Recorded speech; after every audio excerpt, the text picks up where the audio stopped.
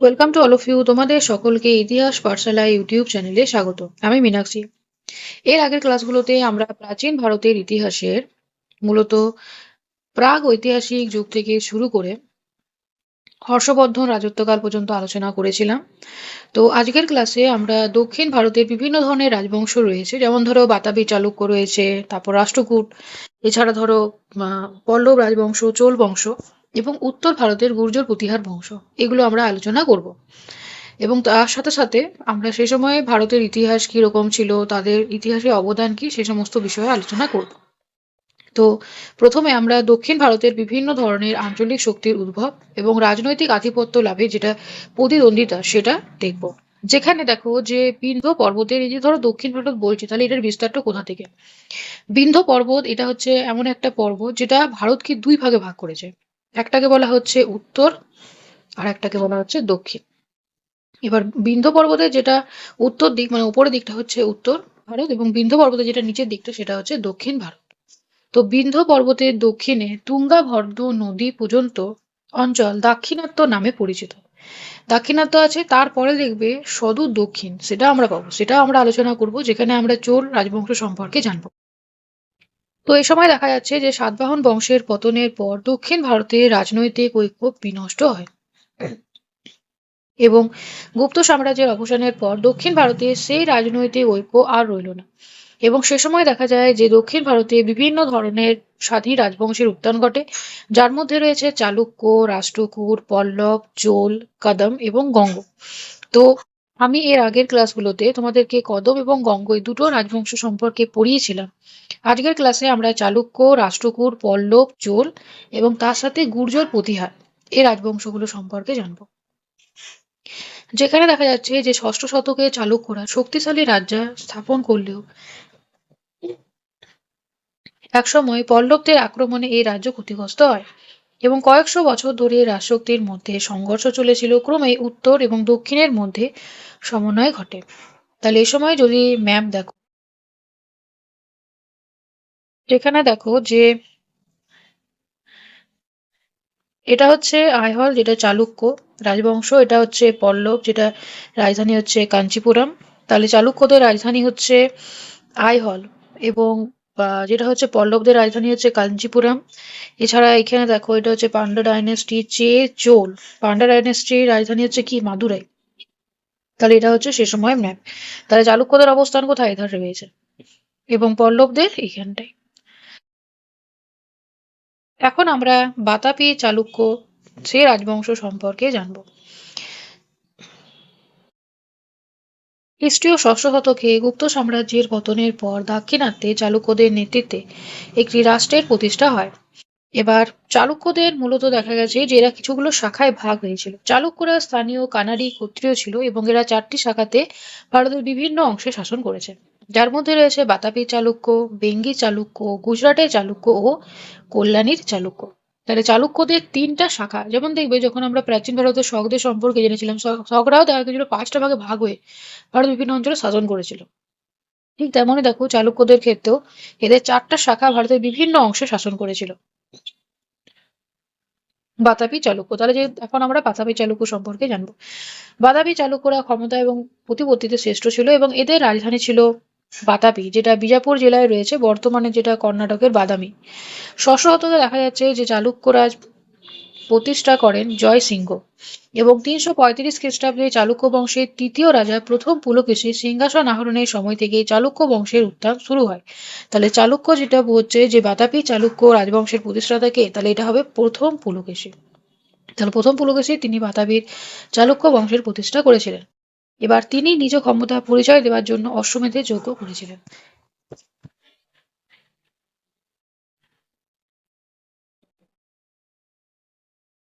তাহলে অশ্বমেধের যজ্ঞ, যেখানে দেখা যেত যে রাজা ক্ষমতাশালী, সে সমস্ত রাজাই দেখা যেত অশ্বমেধের যজ্ঞ করত।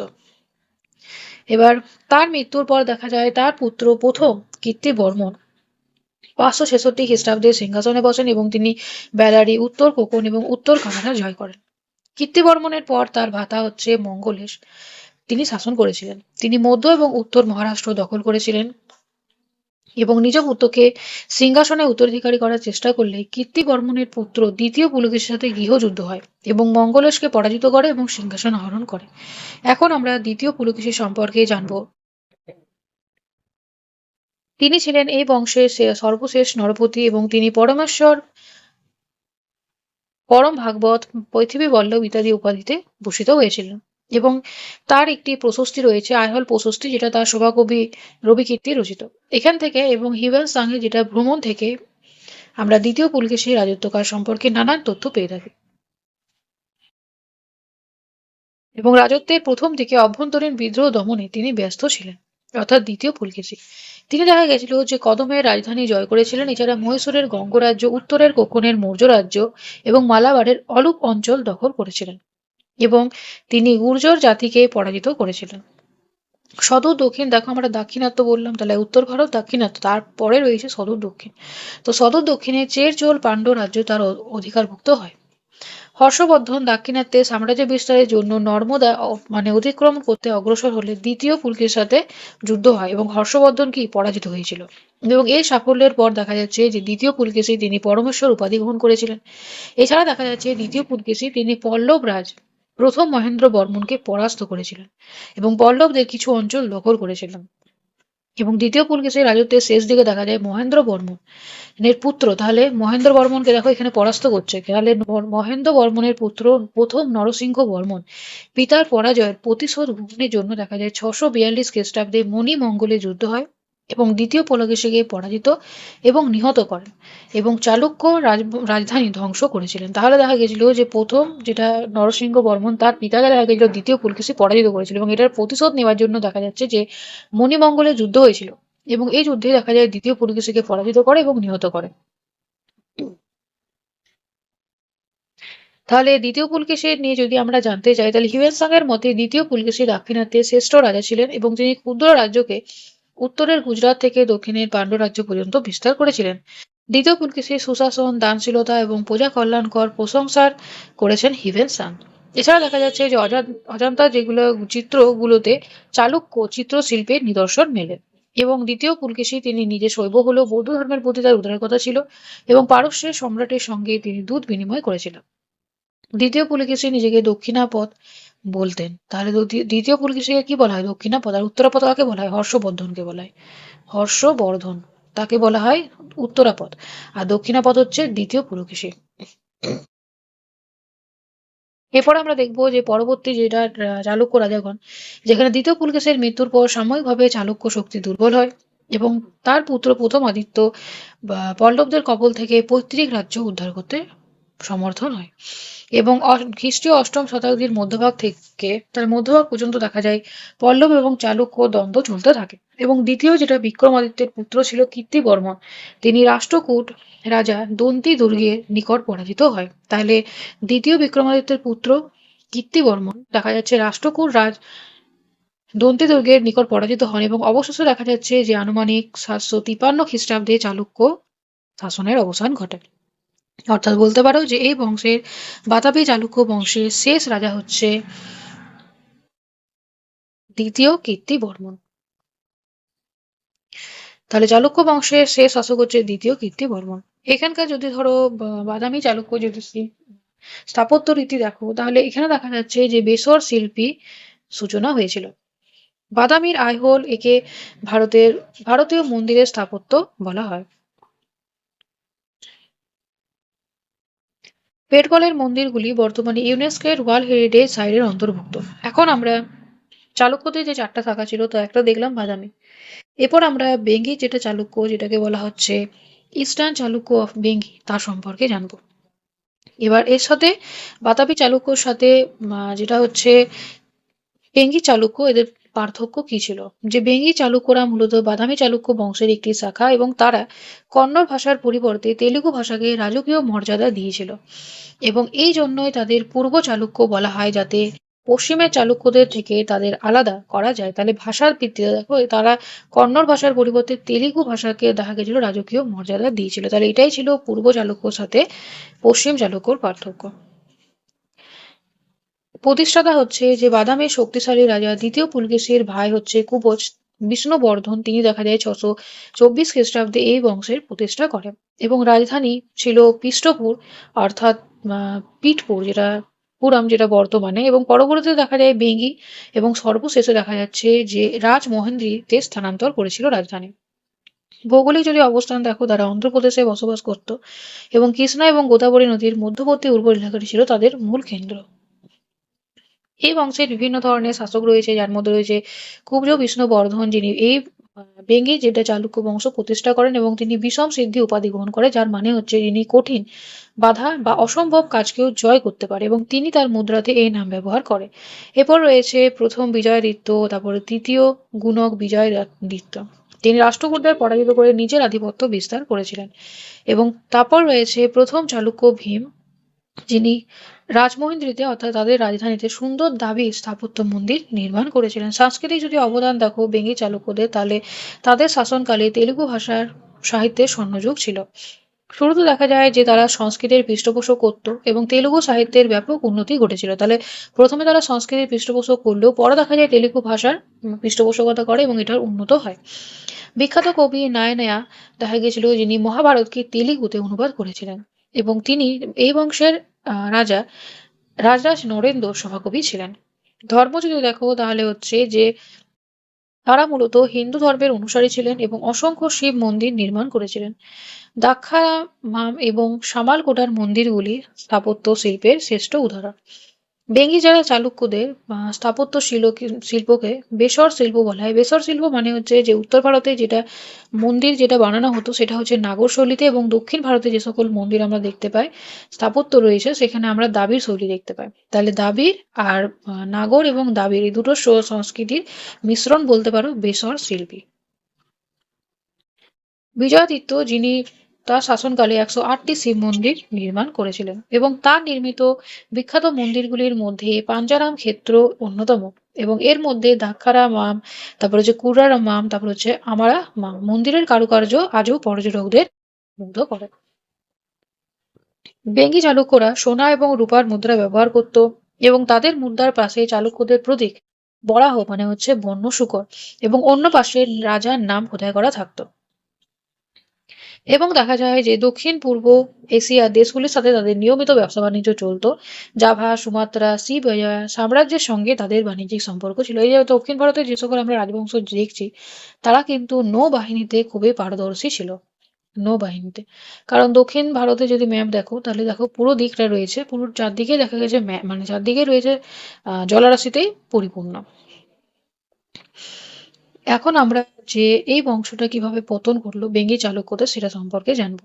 যে বেঙ্গি চালুক্যরা দীর্ঘকাল দেখা গেছিল রাষ্ট্রকূট এবং চোলদের সাথে সংঘর্ষে লিপ্ত ছিল। অবশেষে দেখা যায় একাদশ শতাব্দীতে বৈবাহিক সম্পর্কের মাধ্যমে চোল সাম্রাজ্যের সাথে মিশে যায় এবং বেঙ্গির রাজা রাজরাজ নরেন্দ্র চোল, তাহলে বেঙ্গির রাজা রাজরাজ দেখা যাচ্ছে, তাহলে বেঙ্গির রাজা রাজরাজ তিনি নরেন্দ্র চোলের রাজকন্যাকে বিবাহ করেছিলেন এবং তাদের পুত্র প্রথম কুলোতুঙ্গ চোল, তিনি দেখা গেছিল যে 1770 খ্রিস্টাব্দে চোল সিংহাসন আহরণ করে, যার ফলে চোল এবং চালুক্য যুগের সূচনা হয়।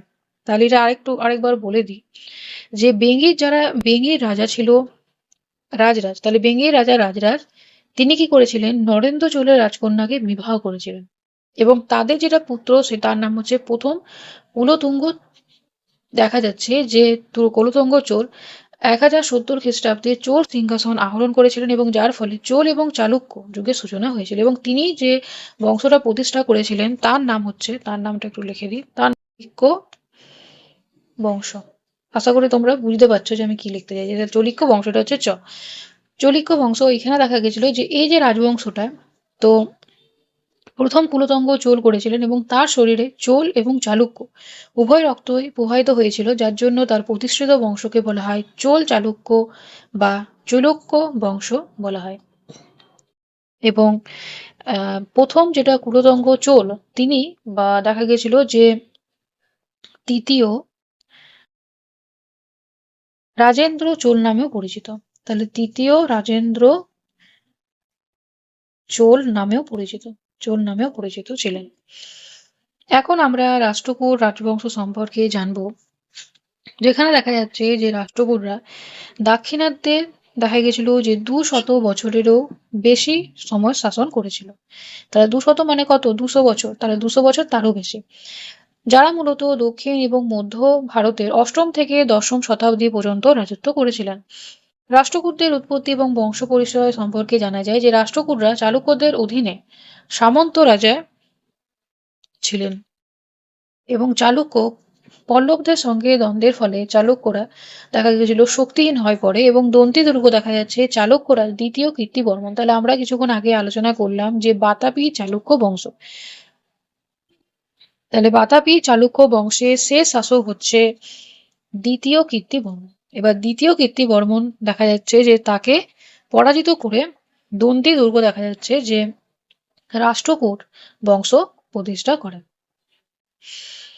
যেখানে দেখা যায় যে খানদেশের যুদ্ধে পরাজিত করেছিলেন দন্তি দুর্গ কাকে পরাজিত করেছিল? দ্বিতীয় কীর্তিবর্মনকে। এবং এরপর দেখা যায় 753 খ্রিস্টাব্দে রাষ্ট্রকূট রাজ্যের প্রতিষ্ঠা করে এবং তাদের রাজধানী ছিল মানখেদ অর্থাৎ কর্ণাটকের মালখেদ।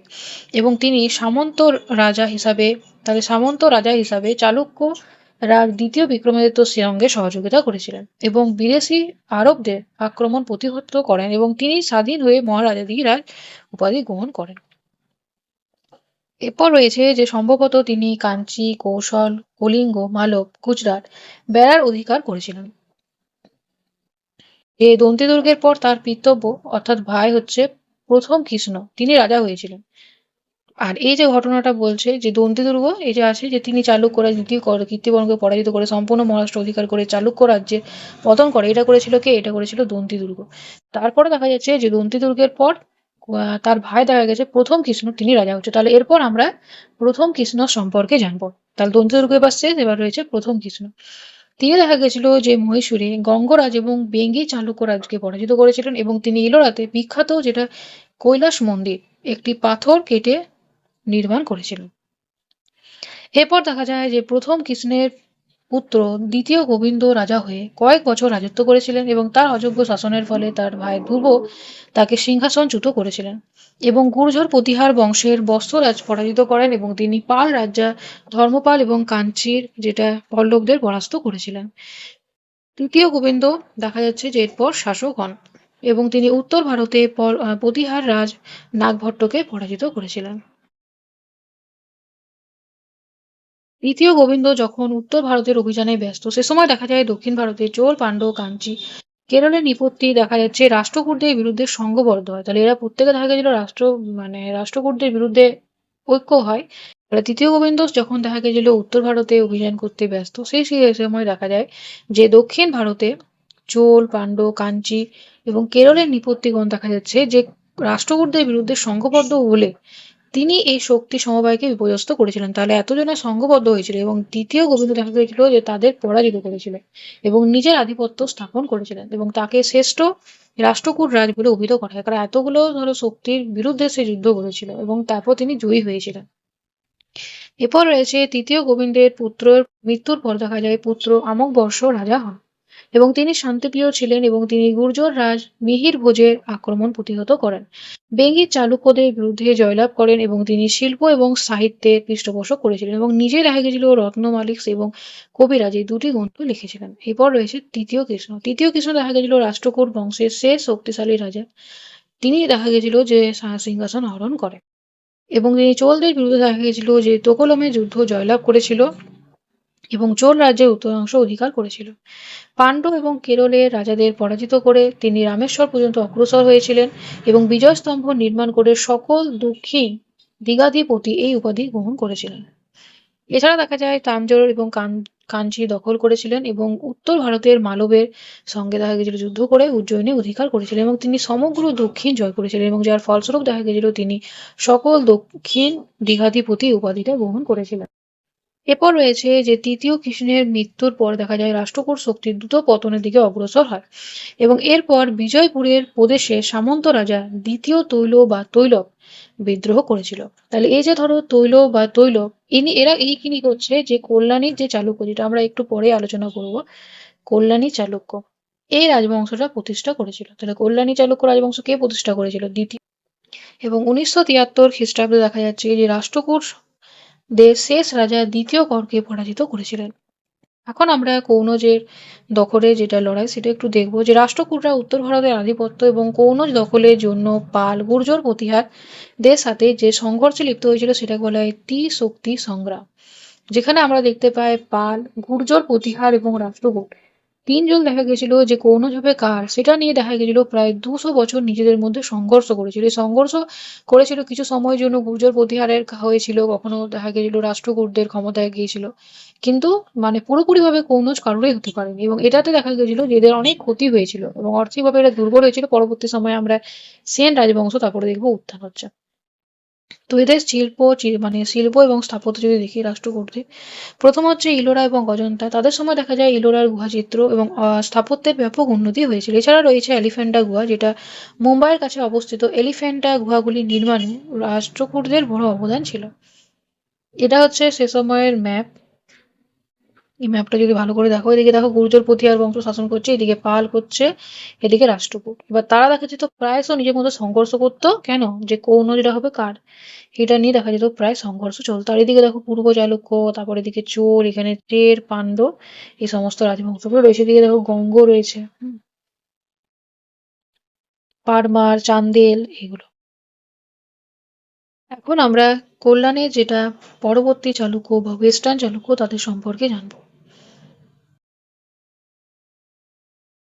রাষ্ট্রকূট বংশের পতনের পর চালুক্যে পুনরায় দেখা যায় যে ক্ষমতায় ফিরে আসে এবং 1973 খ্রিস্টাব্দে দ্বিতীয় তৈলপ রাষ্ট্রকূট রাজা চতুর্থ করকে পরাজিত করে এবং পুনরায় দেখা যায় যে চালুক্য বংশের প্রতিষ্ঠা হয় এবং রাজধানী ছিল কল্যাণ, যেটি বর্তমান কর্ণাটকের বিদর জেলাতে অবস্থিত। তো বাতাবি চালুক্য বংশের একটি শাখা হচ্ছে কল্যাণের চালুক্য বংশ এবং দ্বিতীয় তৈলক হচ্ছে এই চালুক্যদের বংশধর এবং তাদের রাজধানীটা হচ্ছে হায়দ্রাবাদের কল্যাণ শহরে। এবং যেহেতু রাজধানী ছিল কল্যাণ, তাতে যার জন্য এটার নাম হচ্ছে কল্যাণের চালুক্য বংশ। এবং তিনি দেখা গেছিল বাতাবি চালুক্য রাজ্যের কিছু অংশ উদ্ধার করেছিলেন এবং মহারাজাধিরাজ এবং চক্রবর্তী উপাধি গ্রহণ করেছিলেন। এবং তারপর দেখা যায় যে তার পুত্র সত্যাশয় দেখা যায় রাজা হয় এবং এ সময় দেখা যায় যে তিনি চোল রাজাদের আক্রমণ প্রতিহত করে এবং পরবর্তী রাজা হচ্ছে দ্বিতীয় জয়সিংহ, যিনি গাঙ্গেয় দেব, পারমার এবং রাজেন্দ্র চোল এই তিন শক্তিকে আক্রমণ প্রতিহত করেছিলেন। এবং এরপর রাজা হয়েছিল সোমেশ্বর এবং এ সময় দেখা যায় চোল এবং চালুক্য যুদ্ধ চলতে থাকে। এবার রয়েছে প্রথম সোমেশ্বর, যিনি রাজেন্দ্র চোল এবং রাজাধিরাজ চোলের সমসাময়িক ছিলেন এবং তিনি কল্যাণে রাজধানীটা স্থানান্তরিত করেছিল। এবং সোমেশ্বরের পুত্র হচ্ছে ত্রিভুবন মল্ল বা ষষ্ঠ বিক্রমাদিত্য, যিনি এই বংশের শ্রেষ্ঠ রাজা ছিলেন। তো ষষ্ঠ বিক্রমাদিত্য তিনি দেখা যাচ্ছে যে বিক্রম সম্বৎ বা চালুক্য বিক্রম অব্দ দেখা গেছিল প্রচলন করেছিল এবং তার রাজত্বকাল ছিল শান্তি এবং সমৃদ্ধির যুগ। তিনি দেখা যায় যে বিক্রমাঙ্গদ, যেটা দেবচরিত্র গ্রন্থের রচয়িতা বিলহন, তার সভাকবি ছিলেন। এবং বিজ্ঞানেশ্বর, যেটা হচ্ছে বিখ্যাত আইনবিদ, যিনি বিখ্যাত হিন্দু আইন গ্রন্থ মিথ্যা করা রচনা করেছিলেন। এটা হচ্ছে সে সময়ের কথা।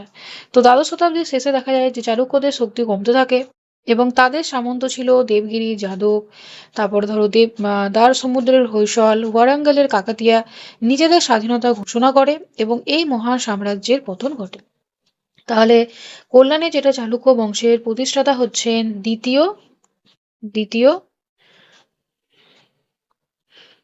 দ্বিতীয় তৈল। এবং পরবর্তী সময়ে দেখা যাচ্ছে যে এই যে রাজবংশটা রয়েছে, এটার শেষ শাসক হচ্ছে চতুর্থ সোমেশ্বর।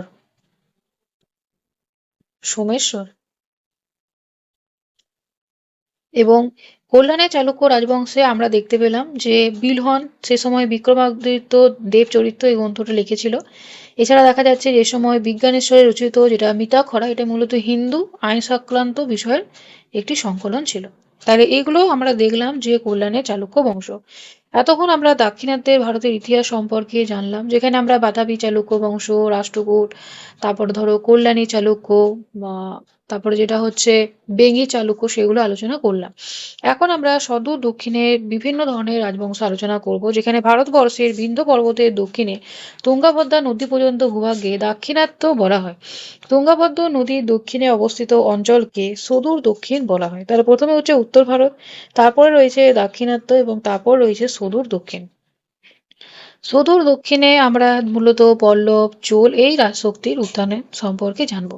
প্রথমে রয়েছে কাঞ্চির পল্লব বংশ, যেখানে সাতবাহন সাম্রাজ্যের পতনের পর কৃষ্ণা নদীর দক্ষিণে কাঞ্চি নগরকে কেন্দ্র করে পল্লব রাজ্য প্রতিষ্ঠা হয়, এবং এটি সময়কাল হচ্ছে চতুর্থ শতাব্দী থেকে নবম শতাব্দী পর্যন্ত।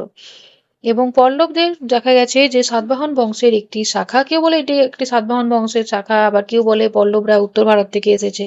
তারা প্রথমে সংস্কৃত ও প্রাকৃত ভাষায় কথা বলতো, এবং পল্লবরা দাক্ষিণাত্যের আদিবাসী ছিল। এটা আবার অনেকে বলছে যে তারা দাক্ষিণাত্যের আদিবাসী ছিল, অর্থাৎ বিভিন্ন জন বিভিন্ন মত দিচ্ছে। পল্লব রাজত্বের প্রথম পর্বে আমরা দেখতে পাই যে খ্রিস্টীয় তৃতীয় শতকে শিব স্কন্দ বর্মন দেখা যায় যে এই বংশের প্রথম রাজা ছিলেন, এবং তার রাজধানী ছিল কাঞ্চি, এবং তিনি অশ্বমেধের যজ্ঞ করেছিলেন। এরপরে দেখা যাচ্ছে যে বিষ্ণুগুপ্ত রাজত্ব করেছিলেন, এবং গুপ্ত সম্রাট সমুদ্রগুপ্ত ভারত অভিযানকালে বিষ্ণুগুপ্তকে পরাজিত করেছিলেন। এবং এরপর দেখা যাচ্ছে যে সম্ভবত 16 জন রাজা রাজত্ব করেছিলেন, কিন্তু তাদের সম্পর্কে সেরকম কোনো তথ্য পাওয়া যায়নি। তারপর রয়েছে পল্লবরা সিংহ বিষ্ণু দেখা যায় সিংহাসন আহরণ করে, এবং তিনি ছিলেন পল্লব বংশের প্রকৃত প্রতিষ্ঠাতা।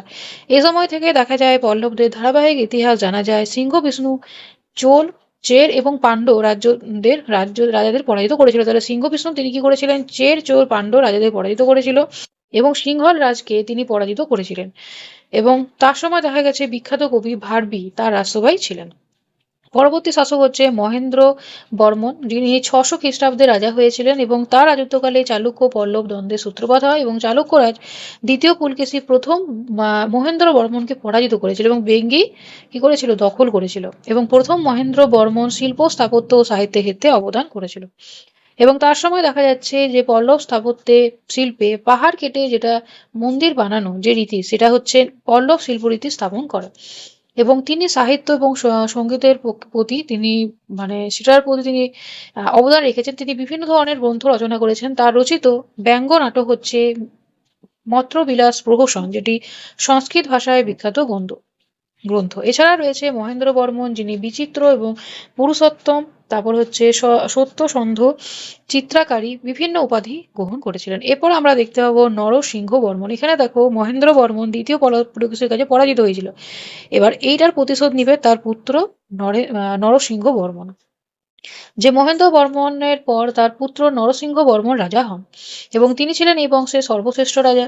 চালুক্য রায় দ্বিতীয় পুলকেশীকে যুদ্ধে পরাজিত করে চালুক্য রাজধানী বাতাবি অধিকার করে, এবং তারপর তিনি উপাধি নেন বাতাবি কোন্ড, এবং তিনি সিংহল রাজাকে পরাজিত করে তার মিত্র মানব বর্মনকে সিংহল হচ্ছে শ্রীলঙ্কার সিংহাসনে বসেন। এ সময় দেখা যায় তার রাজত্বকালে চৈনিক পরিপাচক হিউয়েন সাং পল্লব রাজ্য ভ্রমণ করছেন। তাহলে এই সময় উত্তর ভারতে মুসুহুদি বংশের শাসনকার্য চলছে, এবং শাসনকার্য কে করছিল? হর্ষবর্ধন। এবং তার আমলে দেখা গেছিল যে দক্ষিণ ভারতে মহাবলীপুরম পাহাড় কেটে রথের আকারে 7টি মন্দির, যেটাকে বলা হয় সপ্তরথ মন্দির, নির্মিত হয়েছিল।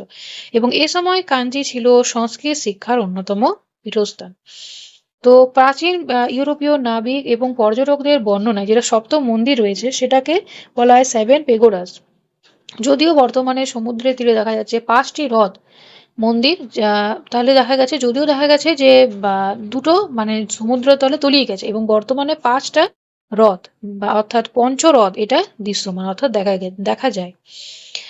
মহাবলীপুরমে যেটা রথ মন্দির, যেটা নরসিংহ বর্মনের আমলে নির্মিত হয়েছিল, সেইটি পৃথিবীর প্রাচীনতম একশিলা স্থাপত্যের উদাহরণ, এবং এই বিশাল আস্ত পাথরের ওপর থেকে নিচ পর্যন্ত খোদাই করা মন্দিরগুলি বানানো হয়েছিল। এখানে আমরা 5টা হ্রদ দেখতে পাবো। একটা হচ্ছে ধর্মরাজ হ্রদ, ভীম হ্রদ, তারপর রয়েছে অর্জুন হ্রদ, নকুল সহদেব হ্রদ, এবং হচ্ছে দ্রৌপদী হ্রদ। তাহলে এগুলো প্রত্যেকটা কি মহাভারতের সাথে সম্পর্কিত।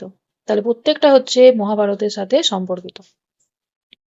এই 5টি মন্দির মহাভারতের 5 পাণ্ডবের নামে পরিচিত, যদিও এদের সাথে মহাভারতের গল্পের কোনো সম্পর্ক নেই। এর মধ্যে ধর্মরাজ হ্রদ হচ্ছে সবচেয়ে বড়, এবং দ্রৌপদী হ্রদ হচ্ছে সবথেকে ছোট। এরপর আমরা দেখব পরবর্তী পল্লব বংশ, যেখানে নরসিংহ বর্মনের মৃত্যুর পর দ্বিতীয় মহেন্দ্র 2 বছর রাজত্ব করেছিল এবং তারপরে আছে প্রথম পরমেশ্বর বর্মন সিংহাসনে বসেছিলেন এবং তিনি চালুক্যরাজ প্রথম বিক্রমাদিত্যের কাছে পরাজিত হয়েছিলেন। পরমেশ্বর বর্মনের পর দেখা যায় দ্বিতীয় নরসিংহ বর্মন রাজা হন এবং তিনি রাজ সিংহ উপাধি নিয়েছিলেন এবং তার শাসনকালে আমরা দেশে শান্তি বজায় ছিল এবং দক্ষিণ পূর্ব এশিয়ার দেশগুলির সঙ্গে তিনি সুসম্পর্ক তার ছিল। 891 খ্রিস্টাব্দে দেখা যায় শেষ পল্লব রাজা অপরাজিত বর্মনকে চোল রাজা আদিত্য চোল পরাজিত করে এবং পল্লব বংশ কি করে, পল্লব বংশ দেখা যাচ্ছে যে উচ্ছেদ করে। এরপর দেখা যায় যে আমরা চোল বংশ সম্পর্ক জানবো। তো পল্লব বংশের শ্রেষ্ঠ যদি বলা হয় প্রতিষ্ঠাতাকে, ওটা হচ্ছে শিব স্কন্দ বর্মন এবং পল্লব বংশের যদি বলা হয় শ্রেষ্ঠ শাসক সেটা হচ্ছে নরসিংহ বর্মন এবং পল্লব বংশের শেষ শাসক হচ্ছে অপরাজিত বর্মন। এখন আমরা শিল্প এবং স্থাপত্য সম্পর্কে জানবো, যেখানে আমরা পল্লব আমলে দক্ষিণ ভারতের হিন্দু স্থাপত্যের ইতিহাসের এক স্বর্ণযুগ, যেখানে আমরা দেখা যায় যে স্থাপত্য রীতিকে 4 ভাগে ভাগ করা হয়েছে। একটা হচ্ছে মহেন্দ্র রীতি মানে যেখানে দেখা যায় যে পাহাড় কেটে গুহা মন্দির নির্মাণ করা। তারপরে রয়েছে মল্ল রীতি, যেখানে মহাবলীপুরমে দেখা যাচ্ছে যে একশিলা রথ মন্দির সমূহ, যেখানে পঞ্চরথ আগে ছিল 7টা কিন্তু তার মধ্যে 2টো সমুদ্র তলে তলিয়ে গেছে। তারপরে আছে রাজসিংহ রীতি, যেখানে পাথরের ওপর পাথর সাজিয়ে মন্দির নির্মাণ, যেটা আছে কাঞ্চির কৈলাস মন্দির। তারপরে আছে অপরাজিত রীতি, যেখানে দেখা যায় পরবর্তী মন্দির স্থাপত্য। তাহলে এতক্ষণ আমরা দেখলাম যে কিভাবে যে পল্লবদের শেষ রাজা হচ্ছে অপরাজিত বর্মন এবং চোল রাজা প্রথম আদিত্যের কাছে কি হয়েছিল, পরাজিত হয়েছিল। তাহলে এরপর আমরা চোল রাজবংশ সম্পর্কে জানবো। দক্ষিণ ভারতে চোল বংশের কথা মেগাস্তিনিসের বিবরণে পাওয়া যায়, এছাড়া অশোকের শিলালিপিতে পাওয়া যায় এবং চোলদের বিখ্যাত রাজা হচ্ছে কারিকল। এই যে বলছে যে চোল বংশের রাজা, তাহলে আমরা এর আগে আলোচনা করেছিলাম চের, চোল, পাণ্ডব 3টা রাজবংশ। দেখবে যে একটা হচ্ছে চোল আর একটা হচ্ছে পাণ্ডব। এই 3টি রাজবংশ যেটা আমরা দেখেছিলাম এটা আমরা মৌর্য যুগে দেখেছিলাম। পরবর্তী সময়ে যেটা সাম্রাজ্যবাদী চোল সেটা কিন্তু আলাদা। তাহলে চোল সাম্রাজ্য আলাদা, সাম্রাজ্যবাদী চোল ওটা আমরা অনেক পরে দেখতে পাই। তাহলে সাম্রাজ্যবাদী চোল যেটা মূলত ধরো ওই 800 পর দেখতে পেয়েছিলাম, আর যেটা ছিল চোল যেটা বা সেটা ছিল মৌর্য যুগে। তাহলে এটা যে এই যে চোল বংশটা, যে চোল বংশ আমরা পড়েছিলাম চের, চোল, পাল্টো, এটা নয়, এটা আমরা সাম্রাজ্যবাদী যেটা চোল সেটা সম্পর্কে এখন আলোচনা করব। তাহলে সাম্রাজ্য চোল এইটা এটা আলাদা। তাহলে মৌর্যদের সময় যে চোল বংশ রয়েছে সেটা আমরা মেগাস্তিনিসের বিবরণ থেকে পেয়েছি, এছাড়া অশোকের শিলালিপি থেকে পেয়েছি। এরপর দেখা যায় যে যেটা এখন পড়ছি চোল বংশ যেটা, তো চোলদের বিখ্যাত রাজা হচ্ছে কারিকল।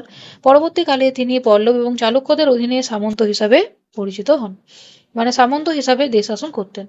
নবম শতাব্দীর মধ্যভাগে দেখা যায় চোল রাজ বিজয়ালয় পাণ্ড্যদের কাছ থেকে তাঞ্জোর অধিকার করে এবং চোল রাজ্য পুনরুদ্ধার করে এবং বিজয়লয়ের পুত্র ছিল প্রথম আদিত্য, যিনি পল্লব রাজ অপরাজিতকে পরাজিত এবং নিহত করে এবং পল্লব রাজ্য অধিকার করে। তিনি ছিলেন চোল বংশের স্বাধীন রাজা। এবার প্রথম আদিত্যের পর প্রথম পরাকান্ত চোল রাজা হয় এবং তিনি পাণ্ড্যরাজ্য জয় করেন এবং মাদুরাই কুণ্ড উপাধি গ্রহণ করেছিলেন এবং দীর্ঘ 32 বছর ধরে চোল বংশ দক্ষিণ ভারতের রাজনীতিতে কোনো উল্লেখযোগ্য ভূমিকা গ্রহণ করতে পারেনি। কারণ এ সময় দেখা যায় যে চোল যেটা রাজ্যের শক্তি বৃদ্ধিতে রাষ্ট্রকূট রাজা তৃতীয় কৃষ্ণ মহীশূরের গঙ্গ রাজ্যের সঙ্গে মৈত্রী স্থাপন করে এবং যৌথভাবে 1949 খ্রিস্টাব্দে চোল রাজ পরাকান্তকে পরাজিত করেছিলেন, যার ফলে দেখা গেছিল যে দীর্ঘ 32 বছর তাদের কোনো ভূমিকা ছিল না। এরপর দেখা যায় যে প্রথম রাজরাজ তিনি প্রায় 30 বছরের রাজত্বে সমগ্র তামিল দেশকে একটি শক্তিশালী রাষ্ট্রে পরিণত করেছিলেন এবং তিনি শুধু ভারতেই না, তিনি ভারতের বাইরেও দেখা গেছিল যে যেমন ধরো উত্তর পূর্ব উপকূলের কলিঙ্গ সীমা পর্যন্ত তার সাম্রাজ্য বিস্তার করেছিল। এছাড়া সিংহাসন আহরণের পরে সদূর দক্ষিণে রাজ্যগুলির সঙ্গে বিভিন্ন ধরনের নীতি নির্ধারণে যত্নবার হয়েছিল এবং সেসব সম্পর্কে আমরা জানতে পারি তাঞ্জোর লেক থেকে, যেখানে চের রাজ্যের বিরুদ্ধে প্রেরিত অভিযানে তিনি সাফল্য অর্জন করেছিলেন। এছাড়া সমকালীন চের রাজ ভাস্কর রবি বর্মনের আমলে দেখা গেছিল যে ভিলিমান বন্দরটিও রাজরাজের দ্বারা আক্রান্ত হয়।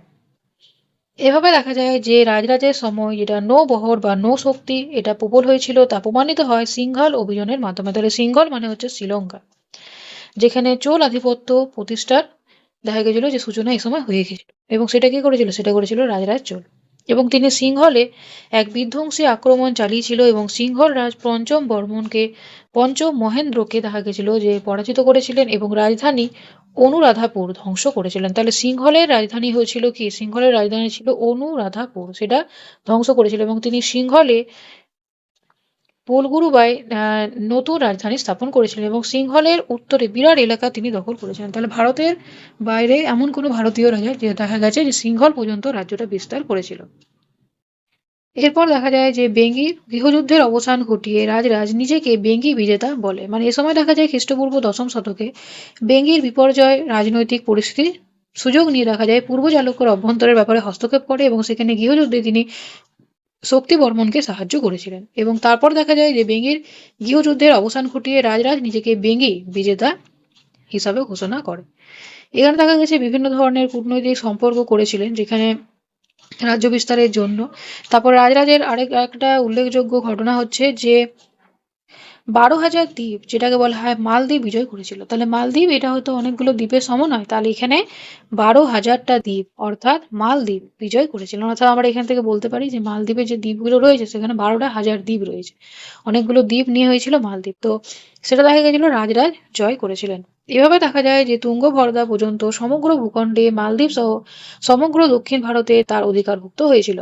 এবং তিনি এসব জয়ের মাধ্যমে দক্ষিণ পূর্ব এশিয়ার বাণিজ্যকে চোল নিয়ন্ত্রণে আনতে পেরেছিল। এবং তার উল্লেখযোগ্য কীর্তির মধ্যে হচ্ছে রাজরাজেশ্বরের শিব মন্দির নির্মাণ। এছাড়া তিনি বিভিন্ন ধরনের অভিধা গ্রহণ করেছিলেন, যেমন হচ্ছে চোল মান্তেড মান্তেডো, তারপরে রয়েছে পাণ্ড্য কুলাসিনী, তারপরে কেরলাত্মক, সিংহালাত্মক, অর্থাৎ এই জায়গাগুলো দখল করেছিল, যার জন্য দেখা যাচ্ছে যে তিনি এই সমস্ত উপাধি নিয়েছিল। এবার আমরা দেখব প্রথম রাজেন্দ্র চোল। তাহলে রাজরাজ চোল তিনি দেখা গেছিল তার সময় তার নৌবাহিনী খুবই শক্তিশালী ছিল এবং সিংহল পর্যন্ত দেখা গেছিল যে তার সাম্রাজ্য বিস্তার ঘটিয়েছিল।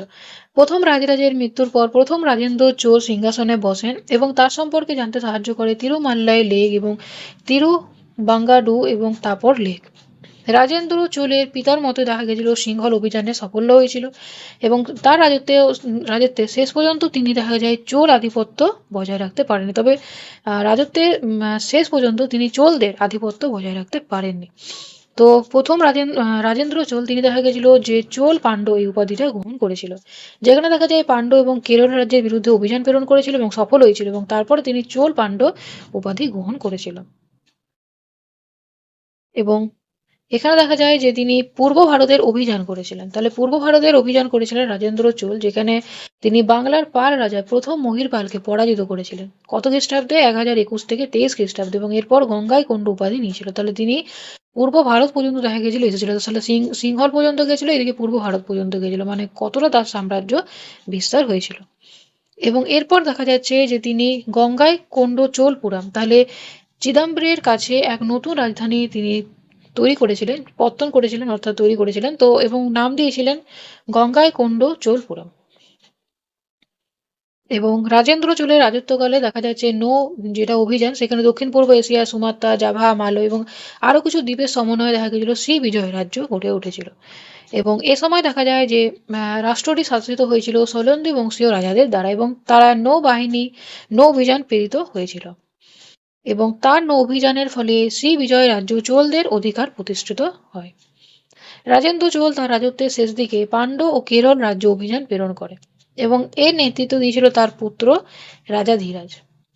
এবং চোলদের প্রথম রাজেন্দ্র চোল এবং একটা হচ্ছে প্রথম রাজরাজ আর একটা হচ্ছে রাজেন্দ্র চোল সমুদ্র বাণিজ্যে যে উৎসাহ দেখেছিল তা তাদের উত্তরাধিকারী আমলও অব্যাহত ছিল, মানে সে তার উত্তরাধিকারীদের আমলও দেখা গেছিল চলে আসছিল। এবং চোলরা বাণিজ্যিক তথা অর্থনৈতিক স্বার্থকে গুরুত্ব দিত এবং সামুদ্রিক যেটা বিজয় নীতি গ্রহণ করেছিলেন এবং তারা দক্ষিণ পূর্ব এশিয়ার বিভিন্ন দেশ এবং চীনের সঙ্গে বাণিজ্যিক আদান প্রদান করেছিল। অর্থাৎ ভারত ছাড়াও বিভিন্ন জায়গা থেকে বাণিজ্য করছে, মালদ্বীপ দখল করেছে, সিংহলের শাসন করছে, এরকম আমরা দেখতে পাই। এছাড়া পূর্ব ভারত পর্যন্ত যেখানে পালদের শাসনকাল সেখানেও পর্যন্ত তিনি গিয়েছিলেন। পরবর্তী যারা চোল রাজগণ, যেখানে দেখা যাচ্ছে রাজেন্দ্র চোলের পুত্র ছিল রাজা ধীরাজ, তারপরে দ্বিতীয় রাজেন্দ্র চোল, মানে রাজাধিরাজের পরে দেখা গেছিল দ্বিতীয় রাজেন্দ্র চোল, তারপরে কুলোতুঙ্গ, তৃতীয় রাজরাজ, তৃতীয় রাজেন্দ্র, তারপরে তৃতীয় রাজেন্দ্র হচ্ছে চোল বংশের শেষ শাসক। যেখানে দেখা যায় যে চোল রাজাদের রাজত্বকালে চোল চালুক্য সংঘর্ষ এবং অভ্যন্তরীণ বিদ্রোহ, এছাড়া পাণ্ড্য এবং হৌসল শক্তির আক্রমণে চোল সাম্রাজ্য হীনবল হয়ে পড়েছিল এবং এই বংশ দেখা গেছিল প্রায় 200 বছর টিকেছিল। চোল বংশের প্রতিষ্ঠাতা বিজয়ালয়, চোল বংশের শ্রেষ্ঠ শাসক রাজেন্দ্র চোল, চোল বংশের শেষ শাসক হচ্ছে তৃতীয় রাজেন্দ্র। এটা হচ্ছে চোলদের সাম্রাজ্য, যেখানে দেখা যাচ্ছে যে পুরো দাক্ষিণাত্য পর্যন্ত তাদের শাসনকার্য ছিল এবং তারা দেখা গেছিল পূর্ব ভারতেও গেছিল, এদিকে শ্রীলঙ্কাও দেখা গেছিল শাসন কার্য করেছিল, এদার সাইড করে আবার বিভিন্ন দ্বীপ রয়েছে ওগুলোতেও দেখা গেছিল বাণিজ্যিক সম্পর্ক স্থাপন করেছিল। দেখো দক্ষিণ ভারতটা পুরোটাই দেখো, চারধারটাই দেখো যে জলরাশিতে মানে ঘেরা। এখানে যেমন আছে আরব সাগর, এধারে আছে ভারত মহাসাগর, এই জায়গাটা ভারত মহাসাগর। তো এটা হচ্ছে আরব সাগর, এটা হচ্ছে ভারত মহাসাগর, এখানটা হচ্ছে বঙ্গোপসাগর। যার জন্য দেখা গেছিল যে নৌ শক্তিতে তারা কিন্তু খুবই উন্নত ছিল উত্তর ভারতের রাজাদের তুলনায়। এখন আমরা চোলদের যেটা শাসন ব্যবস্থা সেটা সম্পর্কে জানবো। তাহলে চোলদের যেটা শাসন ব্যবস্থা এটা খুবই ইম্পর্টেন্ট, যেখানে দেখা যায় যে গুপ্তোত্তর যুগে অর্থাৎ আদি মধ্যযুগে বিন্ধ্য পর্বতের দক্ষিণাংশে দক্ষিণ এবং শত দক্ষিণে আঞ্চলিকে দেখা গেছিল চোলদের আধিপত্য হয়েছিল। এবার চোলদের সর্বাপেক্ষা উল্লেখযোগ্য কীর্তি হচ্ছে সুষ্ঠু এবং দক্ষ শাসন ব্যবস্থা এবং তাদের সম্পর্কে আমাদেরকে জানতে সাহায্য করে উত্তর মেরুর লেক, তাঞ্জোর লেক, তারপরে আছে তিরুবাঙ্গারু ত্রাম্য শাসন, কাঞ্চিপুরম লেক এবং লেইডেন ত্রাম্য শাসন। আমরা এখন কেন্দ্রীয় শাসন দেখব, যেখানে চোল প্রশাসন ব্যবস্থার কেন্দ্রে বিরাজ করত রাজা এবং তিনি ছিলেন সামাজিক বিধিবিধানের অভিভাবক এবং বিচার ব্যবস্থা সব থেকে ঊর্ধ্বে। কর্মচারী যদি দেখা যায় তাহলে দেখা যায় যে শাসন পরিচালনার জন্য উচ্চপদস্থ সরকারি কর্মচারী উল্লেখযোগ্য ভূমিকা পালন করতো, যেমন আছে উদন কুডুন, তারপর আছে পেরুন্দানাম অর্থাৎ উচ্চ পদস্থ এবং শিরোদামান অর্থাৎ নিম্ন পদস্থ সরকারি কর্মচারীরা দেখা যেত শাসন কার্য করত। তাহলে এই যে আছে যে উদন কুদন, এটা হচ্ছে উচ্চ পদস্থ সরকারি কর্মচারী। সামরিক দিক যদি দেখা যায় তাহলে সেনা এবং নৌ বিভাগ দুই ভাগে বিভক্ত ছিল, যেখানে দেখা যায় যে সেনাবাহিনী তীরন্দাজ, অশ্বিনী বাহিনী, হস্তি বাহিনী, অশ্বারোহী এবং পদাতিক বাহিনীতে ভাগ ছিল এবং সেনাবাহিনীর প্রধান ছিলেন কে? রাজা। প্রাদেশিক এবং স্বায়ত্তশাসন যদি দেখা যায় যে চোল শাসন ব্যবস্থার গুরুত্বপূর্ণ হচ্ছে স্বায়ত্তশাসন, যেখানে দেখা যায় গ্রাম, কুররাম, তারপরে বলনাডু, মন্ডল, এগুলোতে মন্ডালাম এগুলোতে ভাগ ছিল। যেমন গ্রাম, চোল স্বায়ত্তশাসনের কেন্দ্রবিন্দু ছিল গ্রাম, গ্রামগুলি ছিল স্বশাসিত। গ্রামের প্রাপ্তবয়স্ক পুরুষদের ভোট নির্বাচনের প্রাথমিক সমিতির মাধ্যমে গ্রাম দেখা যেত শাসন চলত এবং এই সমিতিগুলি ছাড়া একাধিক ধর্মীয় এবং সামাজিক ও অর্থনৈতিক গোষ্ঠী ছিল। উর হচ্ছে গ্রাম সমিতিগুলি দুই ধরনের ছিল, একটা ছিল উর এবং সভা। উর গঠিত হতো গ্রামের করদাতাদের নিয়ে এবং উরগুলোতে দেখা যেত যে বয়স্কদের প্রাধান্য ছিল। গ্রামের সাধারণ বিবাদের মীমাংসা উড়ে হতো। সভা, সভা হচ্ছে চোল আমলে গ্রামের স্বায়ত্তশাসন ব্যবস্থায় সবার গুরুত্বপূর্ণ ভূমিকা ছিল, যেখানে অগ্রহার এবং ব্রহ্মোদয় গ্রামের ব্রাহ্মণদের সভা পরিচালিত হতো সভা বা মহাসভা নামে এবং সভার কাজ সম্পাদিত হতো সমিতি, যেটাকে বলা হয় বাড়িয়াম, এর দ্বারা। এবং এইগুলি হলো, এখানে দেখো ভাগ রয়েছে, এগুলো একটু দেখে নিও, যেখানে দেখা যাচ্ছে এক একটা কাজের জন্য রয়েছে, যেমন সর্বসাধারণের জন্য উন্মুক্ত এলাকায় উন্নয়ন দায়িত্বপ্রাপ্ত সমিতি, তারপরে পুষ্করণী ও জলসেচ ভারপ্রাপ্ত সমিতি, শুল্ক আদায়ের সঙ্গে যুক্ত সমিতি, অর্থাৎ এক একটা সমিতির নাম। এখানে আছে স্বর্ণ ধাতুর ওজন পরীক্ষক ভারপ্রাপ্ত, এগুলো রয়েছে। বাৎসরিক যেটা সমিতি, বছরে যেটা একবার হতো, তাদের সংখ্যা ছিল। তাহলে প্রতিটি সমিতি, এই যে এই সমিতিগুলো দেখলাম, এক একটা সমিতি, এই যে এক একটা সমিতি দেখলাম, তো প্রতিটি সমিতি দেখা যাচ্ছে যে সদস্য সংখ্যা ছিল 5। তবে উদ্যান এবং সমিতির সদস্য ছিল প্রতি ক্ষেত্রে 12 জন এবং সমস্ত পাড়া থেকে পাড়ার আদিবাসীদের লটারির মাধ্যমে সদস্য নির্বাচিত করা হতো। তো সমকালীন যুগে দেখা যায় যে সভাগুলিতে পেরুনগুলি এবং এর সদস্যরা পেরুমাক্কাল নামে পরিচিত ছিল এবং সমিতির সদস্যদের বলা হতো বাড়িও পেরিমাক্কাল। তো ঢোল বাজিয়ে সবাইকে জানিয়ে দেওয়া হতো যে সভার অধিবেশন ডাকা হতো এবং সাধারণভাবে দেখা যাচ্ছে যে মন্দিরের প্রাঙ্গণে কখনো কোনো গাছের তলায় বা পুকুরের পাড়ে সভার আয়োজন হতো এবং কোনো এক বা একাধিক বিষয়ে দেখা যেত যে নেতৃত্ব মানে স্থানীয় যারা নেতা তারা ব্যক্তিরা সকলেই সমিতির ভিত্তিতে সিদ্ধান্ত নিতেন। সভার কাজ ছিল গ্রামের বিভিন্ন বিষয় দেখা, যেমন রাস্তাঘাট নির্মাণ, তারপরে আছে কিভাবে পুষ্করণী খনন হবে, মানে খনন যেটা পুকুর যেটা খনন করা হয়, তারপরে জলসেচ ব্যবস্থা, এই সমস্ত ব্যাপার রয়েছে। শিক্ষার ব্যবস্থা গ্রহণ করা এগুলো। এবং গ্রামের শাসনে যুক্ত ছিল দুজন কর্মচারী, একটা যে করন্তর, একটা যে মধ্যস্থর। করন্তর নিশ্চিতভাবে হিসাবরক্ষক ছিল, আর মধ্যস্থ ছিল গ্রামের বিভিন্ন সমস্যা মেটাতো। কুররাম, কুররাম হচ্ছে যে কয়েকটি গ্রামের সমষ্টি হচ্ছে কুররাম, এবং চোল সাম্রাজ্যের বিভিন্ন অংশে অঞ্চল বিশেষকে নাড়ু বা কোট্টাম বলা হতো। আবার বড় গ্রাম পরিচিত ছিল তিন্নুর নামে। এবার রয়েছে নগরম। নগরম এটা হচ্ছে উড়ে সভা ছাড়াও দেখা যেত নগরম নামে একটি স্থানীয় প্রতিষ্ঠান ছিল, এবং এটি বণিক সভা ছিল যেটা বাণিজ্য নিয়ে আলোচনা করা হতো। তারপরে আছে বলনাডু, এটা কয়েকটি কুর্রমের সমন্বিত গঠিত ছিল বলনাডু। আর একটা ছিল মন্ডলম। মন্ডলম হচ্ছে চোল যুগে সমগ্র সাম্রাজ্যকে কয়েকটি ভাগে ভাগ করা হতো। প্রদেশগুলি পরিচিত ছিল মন্ডলম নামে, এবং মন্ডলম মানে শাসিত হতো দায়িত্বশীল ব্যক্তিদের দ্বারা, যাদের সঙ্গে রাজার ঘনিষ্ঠ সম্পর্ক থাকতো। এছাড়া দেখা যেত সম্ভ্রান্ত পরিবারের ব্যক্তিরা, এমনকি যুবরাজরাও প্রদেশের ভাইসরয় হিসাবে যুক্ত হতেন। এভাবে দেখা যাচ্ছে যে স্বায়ত্ত শাসনের যেটা নজির, সেটা চোল শাসন ব্যবস্থা দেখেছিলাম। মানে শাসন যে ব্যবস্থাটা, এটা কিন্তু খুবই উন্নত মানের ছিল। চোল শাসন ব্যবস্থায় গ্রাম শাসনের ক্ষেত্রে দেখা যায় যে লটারির মাধ্যমে গ্রামের প্রতি পাড়া থেকে প্রতিনিধি মনোনয়ন এবং বিভিন্ন সমিতি বা উপসমিতি গঠন এবং গ্রামের সংখ্যাগরিষ্ঠ মানুষকে প্রত্যক্ষ শাসন ব্যবস্থায় যুক্ত করার ফলে গ্রামগুলিতে একটি শান্তিপূর্ণ সুশৃঙ্খল পরিবেশ তৈরি হয়েছিল। অর্থাৎ শাসন কার্যের ক্ষেত্রে প্রত্যেকের ভূমিকা ছিল। এখন আমরা দক্ষিণ ভারতে যেগুলো শিল্পকলা সেগুলো সম্পর্কে জানবো। গুপ্তোত্তর যুগে আমরা দক্ষিণ ভারতে নানান ধরনের শিল্পকলা দেখতে পাই, যার মধ্যে আছে পল্লব শিল্প, চালুক্য শিল্প, চোল শিল্প, উড়িষ্যা শিল্প এবং রাষ্ট্রকূট শিল্প। মূলত পল্লব রাজারা পল্লব শিল্প করেছিল, চালুক্য রাজারা চালুক্য শিল্প, চোল যারা শাসক ছিল তারা চোল শিল্প করেছিল। উড়িষ্যায় এ সময় আমরা যে সকল রাজা দেখি তাকে আমরা উড়িষ্যা শিল্প এবং রাষ্ট্রকূট রাজাদের রাষ্ট্রকূট শিল্প। যার মধ্যে আছে পল্লব শিল্প। পল্লব শিল্পের মধ্যে আমরা দুই ধরনের দেখতে পাই, যেখানে পাহাড় কেটে মন্দির নির্মাণ করা এবং রথের আকারে স্বাধীন স্বতন্ত্র মন্দির নির্মাণ করা। পল্লব রাজ মহেন্দ্র বর্মন রাজত্বকালেই পল্লব শিল্প আত্মপ্রকাশ হয়। এই শিল্পে যদি বৈশিষ্ট্য দেখি, তাহলে মহেন্দ্র রীতি, মালান্ড রীতি একটা ছিল, রাজসিংহ এবং অপরাজিত রীতি। যার মধ্যে প্রথম হচ্ছে পাহাড় কেটে গুহা মন্দির নির্মাণ করা, যেটি মহেন্দ্র রীতির মধ্যে পড়ে, এবং এর উদাহরণ হচ্ছে একাম্বর নাদ ও অন্তর শয়ন মন্দির। নেক্সট হচ্ছে যে গোটা একটি পাহাড় কেটে রথের আকারে মন্দির নির্মাণ ছিল, যেটা মামল্য শিল্পরীতি ছিল, এবং এর উদাহরণ হচ্ছে মহাবলীপুরমের রথ মন্দির। নেক্সট হচ্ছে যে পাথর দিয়ে স্বাধীন এবং স্বতন্ত্র মন্দির নির্মাণ, যেটি রাজসিংহ নীতির মধ্যে পড়ে, এবং এর উদাহরণ হচ্ছে কাঞ্চির কৈলাস মন্দির। এবং শেষ হচ্ছে যেটা পল্লব শিল্পের শেষ পর্বে আমরা অপরাজিত শিল্পরীতি প্রবর্তিত হয়, এবং চোল শিল্পরীতির সাথে এই শিল্পরীতির মিল দেখতে পাওয়া যায়।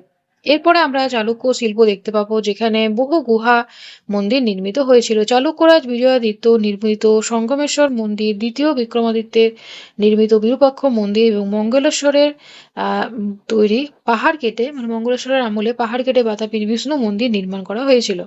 এবং এই যুগে আমরা বৌদ্ধ এবং জৈন শিল্পরীতিরও অপূর্ব নিদর্শন দেখতে পাই, এবং এই যুগে আইহোলের বিষ্ণু মন্দির বিখ্যাত।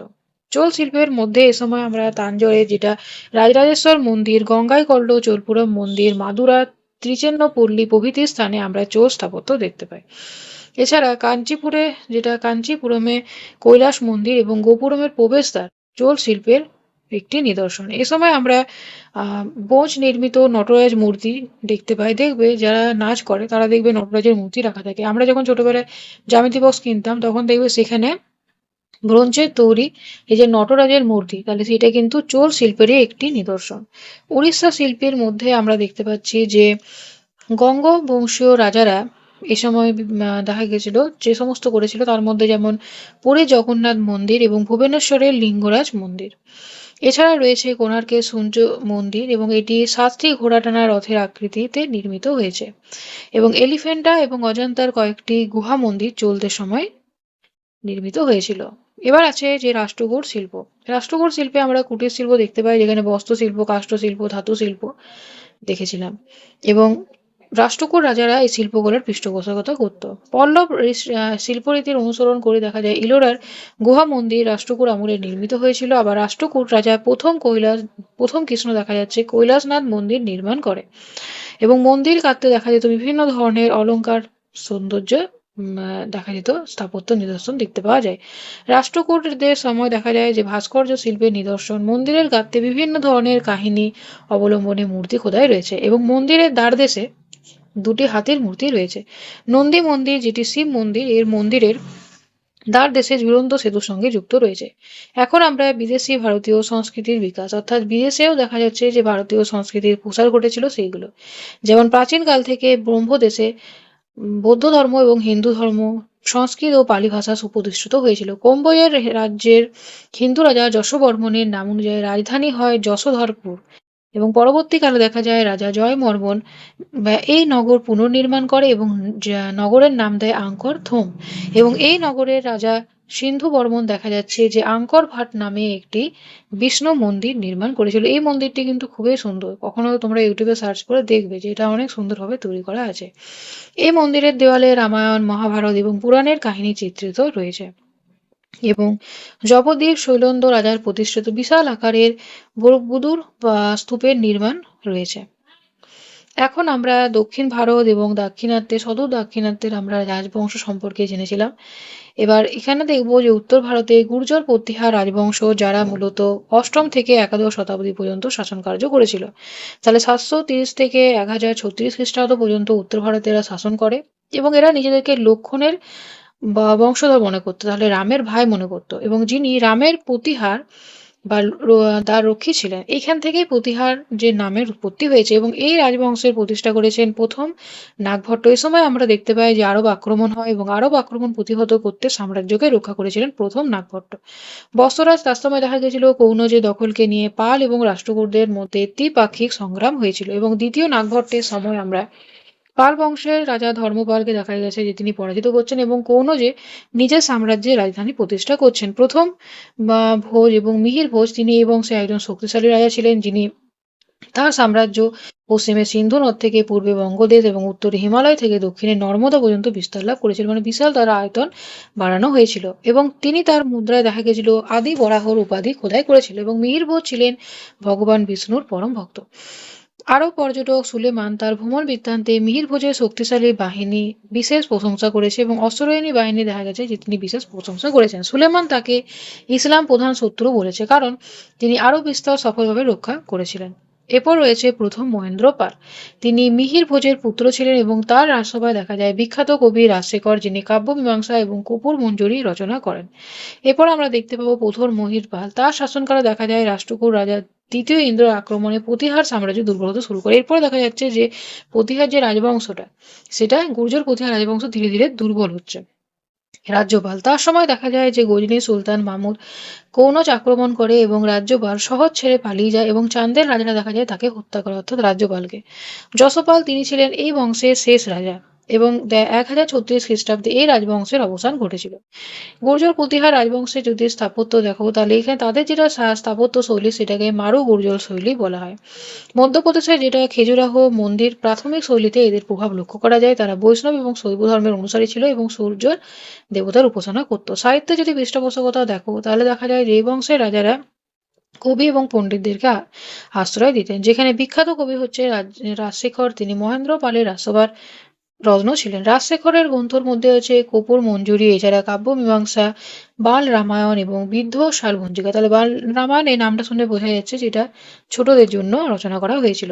এ সময় দেখা যায় যে গোয়ালিয়র প্রশস্তি, যেটা রাজা মিহির ভোজের গোয়ালিয়র প্রশস্তি, এই লিপি থেকে আমরা গুর্জর প্রতিহারদের বংশ পরিচয়, বিশেষ করে প্রথম নাগভট্টের কৃতিত্ব এবং আরবদের বিরুদ্ধে তাদের সংগ্রামের বিবরণ পাওয়া যায়। শিল্পকলা এবং মন্দির, যে সময় দেখা যাচ্ছে যে তাদের যেটা মন্দির, সেখানে আমরা মণ্ডপ এবং উঁচু শিখরের আধিক্য দেখতে পাই। এছাড়া গোয়ালিয়রের কাছে তেলিকা মন্দির এই যুগের একটি অন্যতম উদাহরণ। রাজবংশে যদি বলি প্রশাসনিক কাঠামো, তাহলে শাসন ব্যবস্থা ছিল সামন্ততান্ত্রিক এবং রাজারা বিভিন্ন ধরনের উপাধি গ্রহণ করত, যার মধ্যে আছে পরম ভট্টাকর, তারপরে আছে মহারাজাধিরাজ পরমেশ্বর। এবং সাম্রাজ্যকে দেখা যায় কয়টি ভাগে ভাগ করা হয়, ভুক্তি এবং মণ্ডল। ভুক্তি বলতে প্রদেশ, মণ্ডল বলতে জেলা। এবার তাদের শাসনকর্তা ভুক্তি শাসনকর্তা হচ্ছে উপরিক আর মণ্ডলের শাসনকর্তা হচ্ছে বিষয়পতি। এ সময় দেখা যায় যে কনৌজকে কেন্দ্র করে দেখা যাচ্ছে যে একটি সংঘর্ষ হয়েছে এবং এটা সূচনা হয়েছে দেখো যখন হর্ষবর্ধন শাসন করছিল সে সময় দেখা গেছিল যে কনৌজের গুরুত্ব বেড়েছিল। তাহলে উত্তরাপথে অবস্থানের দিক থেকে গুরুত্ব হয়েছিল। এবার কনৌজ যে নিয়ন্ত্রণ করবে সে কিন্তু গাঙ্গেয় উপত্যকা দখল করতে পারবে। এবার এই অঞ্চলে দেখা গেছিল যে নদী ভিত্তিক বাণিজ্য এবং খনিজ দ্রব্য আর্থিক দিক থেকে লোভনীয় ছিল, যার ফলে দেখা যাচ্ছে যে কনৌজ দখল কে করতে পারবে এই নিয়ে অষ্টম শতকে পাল, গুর্জর প্রতিহার এবং রাষ্ট্রকূটদের মধ্যে টানা প্রায় 200 বছর দেখা গেছিল যুদ্ধ হয়েছিল, যেটাকে ত্রিশক্তি সংগ্রাম বলা হয়। এবার এই কোলাহলে দেখা গেছিল যে তারা 3 বংশের শক্তি শেষ হয়েছিল এবং পরবর্তী সময়ে পালদের ক্ষমতা শেষ হয় এবং বাংলায় সেন বংশের রাজত্ব শুরু হয়। তাহলে কনৌজকে নিয়ে তাদের যুদ্ধ হয়েছিল, যেখানে গুর্জর প্রতিহাররা পশ্চিম ভারতে, পালরা পূর্ব ভারতে এবং রাষ্ট্রকূটরা দক্ষিণ ভারতে শাসন কার্য করত। এ সময় দেখা যায় যে রাজা বর্ষরাজ প্রথম দেখা গেছিল যে কনৌজ দখলের চেষ্টা করে এবং রাজা বা বাংলার পাল রাজা ধর্মপালকে পরাজিত করে এবং তবে রাষ্ট্রকূট রাজা ধ্রুবের কাছে তিনি পরাজিত হন এবং সাময়িকভাবে দেখা গেছিল যে প্রতিহারদের ক্ষমতা কমে গেছিল। পরবর্তী সময় দ্বিতীয় নাগভট্ট চূড়ান্তভাবে কনৌজ জয় করে এবং স্থায়ীভাবে সেখানে রাজধানী পরিণত করে। শেষ পর্যন্ত দেখা যায় যে প্রতিহার রাজারা কনৌজ দখল করতে সফল হয় এবং এটিকে তাদের রাজধানী বানায়। এখন আমরা একটা ম্যাপ দেখব। এই যে ম্যাপটা দেখতে পাচ্ছ, এই ম্যাপে দেখো যে এইখানটা হচ্ছে পাল রাজবংশ, এই পুরো জায়গাটা হচ্ছে গুর্জর প্রতিহার বংশ এবং এই জায়গাটা হচ্ছে রাষ্ট্রকূট বংশ, আর এই জায়গাটা দেখছো কনৌজ। এবার কনৌজকে নিয়ে দেখা যেত 3 জনের মধ্যে সংঘর্ষ হয়েছিল প্রায় 200 বছর এবং এতে তাদের যেটা শক্তি সেটা ক্ষয় হয়েছিল। এবং এ সময় যদি দেখো তাহলে উত্তর ভারত থেকে বিভিন্ন ধরনের আরবরা আক্রমণ করতো এবং গুর্জর প্রতিহাররা সবসময় দেখা যেত তাদের আক্রমণ প্রতিহত করতো। আরব আক্রমণ প্রতিহত করা, যেখানে দেখা যায় যে ভারতীয় ইতিহাসে এই রাজবংশের সবচেয়ে বড় অবদান হলো যে আরবের মুসলিম আক্রমণকারীদের হাত থেকে উত্তর ভারতকে রক্ষা করা, যার জন্য ঐতিহাসিকরা গুর্জর প্রতিহার রাজবংশকে ভারতের রক্ষা কবচ হিসেবে অভিহিত করেছেন, কারণ তারা 300 বছর ধরে সিন্ধুর দিক থেকে আসা আক্রমণ রুখেছিল।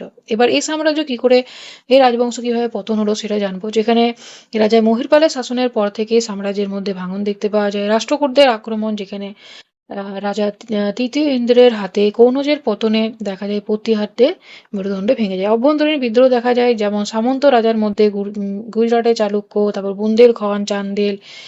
এছাড়া রয়েছে যে মালাবার, যেটা পারমাররা নিজেদের স্বাধীনতা ঘোষণা করে। এবং 1018 খ্রিস্টাব্দে দেখা যায় গজনী সুলতান মাহমুদ ভারতের আক্রমণের ফলে প্রতিহার শক্তি হ্রাস পায়। এবার গুর্জর প্রতিহারের অধীনে থাকা যারা সামন্ত রাজা ছিল তার মধ্যে ছিল চান্দেল, পারমার, চৌহান। তারা স্বাধীনভাবে ঘোষণা করেন এবং নিজেদের স্বাধীনভাবে তারা শাসন কার্য শুরু করে দেয় নিজেদের মতো করে। এবং 11 শতাব্দীর মাঝামাঝি সময় দেখা যাচ্ছে যে গুর্জর প্রতিহার যেটা সাম্রাজ্য সেটা পুরোপুরিভাবে বিভক্ত হয়। তাহলে আজকের ক্লাসে এতটা পর্যন্ত আলোচনা করলাম। তোমরা জানাবে যে ক্লাসগুলো কেমন লাগছে। খুব শীঘ্রই প্রাচীন ভারতের ইতিহাসের যে সিরিজটি রয়েছে সেটি সম্পূর্ণ হবে। তোমাদের কোনো প্রশ্ন থাকলে তোমরা নিশ্চয়ই করতে পারো। Thank you for watching. Please like, share, subscribe my channel.